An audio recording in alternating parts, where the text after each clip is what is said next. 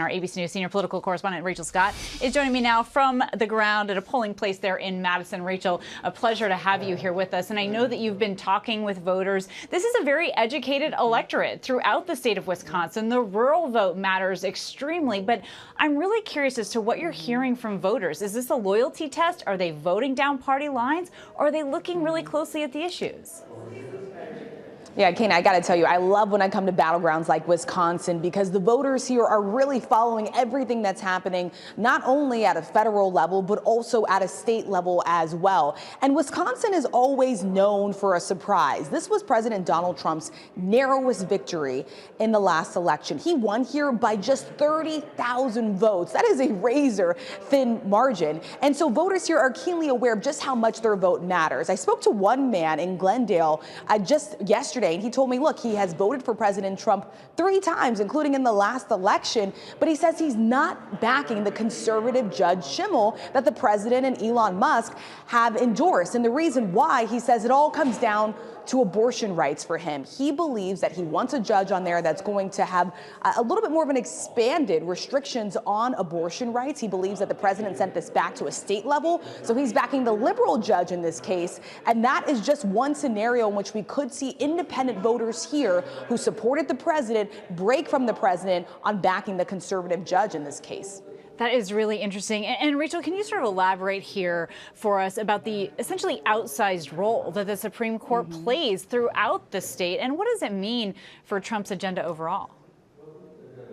Yes, big picture, I think a lot of people look at this race and they think, okay, it's a single seat on a state Supreme Court. How much does that really matter? Well, the implications are huge. This is a critical battleground state. And so when we're talking about congressional lines possibly being redrawn, those being challenged and it making its way up to the state Supreme Court, the outcome of today's election will decide the balance of power on the state Supreme Court, whether or not it shifts to the left, whether it shifts to the right. And so that could really matter for control of Congress, for control of the House of Representatives when it comes down to those congressional lines being redrawn. Also, we mentioned abortion rights. When these cases are challenged and they make their way to the state Supreme Court, they will have the say over what abortion restrictions are in place in the state. And of course, it stretches far further than that as well. We're talking about election laws, voting laws as well. And so this is the reason why you are seeing Democrats and Republicans pour so much money into this state, not only because of the messaging here, not only because President Trump wants the conservative judge to do well, but just how much it could impact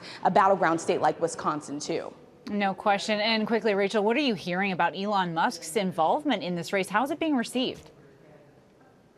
Some people love it. Look, we were at that town hall. People were showing up. They were big fans of Elon Musk. They said they were listening. They're going to be supporting Schimmel because of him. Others, though, not so much. Some people have told me his endorsement really doesn't matter at all. Some independent voters even believe that it could possibly backfire. This idea of handing out $1 million checks, pouring $20 million of his own money into a campaign here. Some have likened that to personally buying out a judge. I will say this, Democrats are spending a lot of money in this race, too. Barack Obama, former Vice President Kamala Harris, all weighing in today for Crawford. Wow. All right, Rachel Scott, our thanks to you, as always, for being with us today. We want to take our big story now to our panel. And joining us today is our ABC News contributor and former Republican congressman from New York, John Katko, former senior political advisor for the Biden administration, John McCarthy, ABC News contributor and editor for the National Review, Ramesh Ponnuru, and ABC News political contributor and Democratic strategist, Amanda Renteria. Wonderful to be with all of you. And Amanda, you just heard Rachel and I talking about somewhat of the outsized role that the Wisconsin Supreme Court really does play. And Rachel listed out these crucial, vital, important decisions that are coming down the pike. When you hear those and you know what it means for Trump's agenda, what does it also mean, though, for the Democratic agenda? Listen, I think there's a lot at stake. I think it is important that the Democratic Party is actually out on the ground, spending in this cycle, in this race, to really talk about what's important to people at the kitchen table, what's important to women who are worried about abortion rights. But I'll also just say, this is an unusual contest because it is someone in the executive branch who is trying to buy a judicial seat. When you think about America and the fundamental parts of our democracy, it's supposed to be 3 equal branches of government. And here you have an executive branch official trying to actually weigh in to control a judicial branch seat. That, to me, is something that we should all be concerned about as we think about this race tonight. Well, and there were certainly swirling questions also about Elon Musk's involvement in the general election as well. But John McCarthy, even if the liberal candidate were to walk away with a win in Wisconsin, what does that signal to Democrats overall? I mean, there seems to be the party is a bit disjointed at this moment. Are they really uniting under the same issues? How do Democrats analyze these results and walk away from it? Well, I firmly believe that the future of the Democratic Party is going to be with candidates who are at the state and local level. We see this time and time again since President Trump came to office, that these local leaders are actually going to give us the roadmap of how Democrats can rebuild.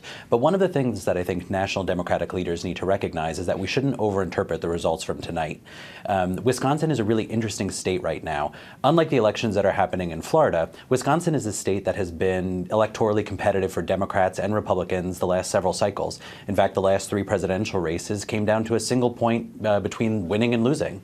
So for us in Wisconsin tonight, it's really going to be about who has the stronger message kind of, in their sails and who has the stronger party apparatus. Of course, my money is on Democrats there, but simultaneously, Democrats can't sit and think that just a victory there tonight means that people agree with us. One of the problems that we continue to see at the national level is that Democrats have a huge disconnect with what voters prioritize and what they perceive that we prioritize. So until we're able to kind of bridge that divide, Democrats are going to have a real problem coming back to kind of being a majority party. The interesting thing as we look towards the midterms is that with the elections happening in Florida tonight, I mean, these are races that should be 30-point spreads, and instead you're seeing them come down to potentially single digits. So for Republicans, they should be worried that their message is kind of being pulled down by the kind of erratic behavior of President Trump too. So certainly both parties have a lot to learn tonight, but we certainly shouldn't overcorrect at the same time. Yeah, there's a lot of eyes, obviously, on Florida as well, especially in that 6th congressional district. It's a tight one, and Republicans feel like it shouldn't be. But Ramesh, I want you to respond to something that John just mentioned here about the propensity, perhaps, for Democrats to overinterpret what they might, take away from this race in Wisconsin specifically. Do you feel like there's almost too much attention being paid to it somehow? Well, I think it's a very good point that John just made because, right now, Democrats nationally feel so powerless because they don't have majorities in the House or the Senate. And of course, they don't have the White House. And so it's been a sort of steamroller over Democratic priorities. And the Wisconsin race is something that Democrats nationally have felt that they can do. And so you're seeing progressive money nationally going into this race and a lot of excitement around it. And I wouldn't be surprised if that led to an enthusiasm gap on the Democratic side. But at the end of the day, even if the Democrats win this race, it is not going to fundamentally change the balance of power in Washington, D.C. At most, it'll maybe put a little more fear into the Republicans, but they're still going to hold most of the cards. And so, John Katko, if you want to look at Wisconsin and Florida races together, what do these races indicate perhaps for the midterms? Well, I mean, listen, there's some certainties in life, like taxes, and also the party in power. The president, the first election after the president comes into office, invariably his party loses a bunch of seats in the House and the Senate. And that's going to happen. So I kind of agree with that. The narrative that's been going on here.